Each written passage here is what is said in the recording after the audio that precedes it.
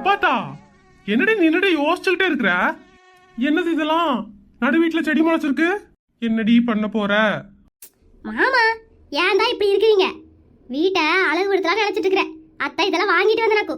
என்னது? வீட்டை அழகுபடுத்த போறியா? அழகுபடுத்துறது சரிடி, இது எதுக்கு வாங்கிட்டு வந்த? மாமா உங்களுக்கு ஒண்ணுமே தெரியல போங்க.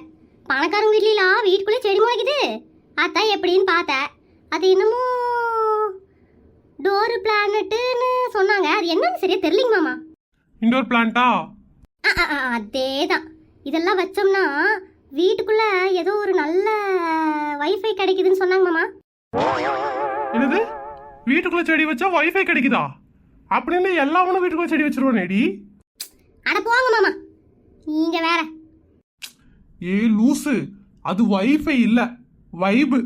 என்னவோ ஏதோ ஒண்ணு கிடைக்குதுல. ஆமா ஆமா, அத்தான் இதெல்லாம் வாங்கி வீட்டுல வைக்கலாம்னு முடிவு பண்ணிட்டேன். அப்புறம் மாமா இதோட பில் எல்லாம் சேர்த்து 1800 ரூபா வந்திருக்குதுங்க. நீங்க தான் காசை கூகுள் பே பண்ணணும். என்னது 1800 ரூபாயா? ஏ 3 செடி தானடி இருக்குது, இதுக்கு என்ன 1800 ரூபா? மாமா இதெல்லாம் வீட்டுக்குள்ளேயே வச்சு வளர்க்கறதுக்காக வாங்கிட்டு வந்த செடி. இதை பராமரிக்கணும்ல, இல்லைன்னா அவ்வளோதான். பராமரிக்கிறதுக்கு என்ன பண்ண போற? மாமா இதுக்கு மாய்ஸ்சரைசரு, சன்ஸ்கிரீனு, அதுக்கப்புறம் என்னமோ சொன்னாங்க, ஏதோ டேப்லெட் இதுக்கு போட்டோன்னா அதுதான் உணவா. இதெல்லாம் போட்டு வளர்த்தாதான் செடி நல்லா ஆரோக்கியமா இருக்குமா. என்னடி மனுஷங்களுக்கு போடுறதா சொல்லிட்டு இருக்க?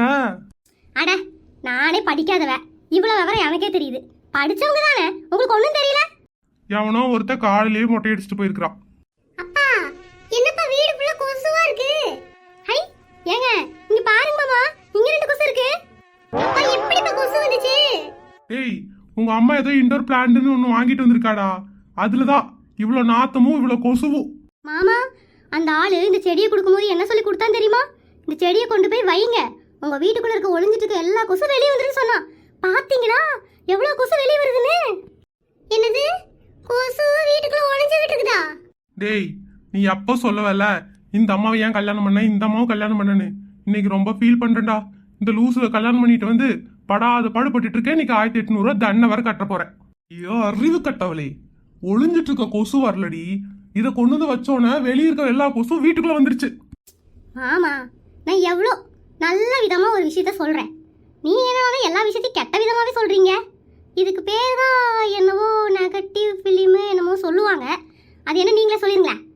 ஓ, நான் நெகட்டிவா பேசுறேனா? ஆமாங்க மாமா, வெளியே இருந்து கொசு வீட்டுக்குள்ள வர்றதுங்கிறது நெகட்டிவ், வீட்டுக்குள்ள இருக்கிற எல்லா கொசுவும் வெளியே போகுதுங்கிறது பாசிட்டிவ். அதைத்தான் சொன்னேன். கடவுளே, போன ஜென்மத்துல நான் என்ன பாவம் பண்ணுனேன்? எனக்கு ஏன் இவ்வளோ பெரிய சோதனையை கொண்டு வந்து தலையில கட்டினேன்? டேய் சஞ்சய், உங்க அப்பா எப்ப பாரு காமெடி ஏதாவது பேசிட்டு இருப்பாரு. வா வா டீ போட்டு குடிச்சிட்டு இதெல்லாம் எடுத்து அடுக்குவோம்.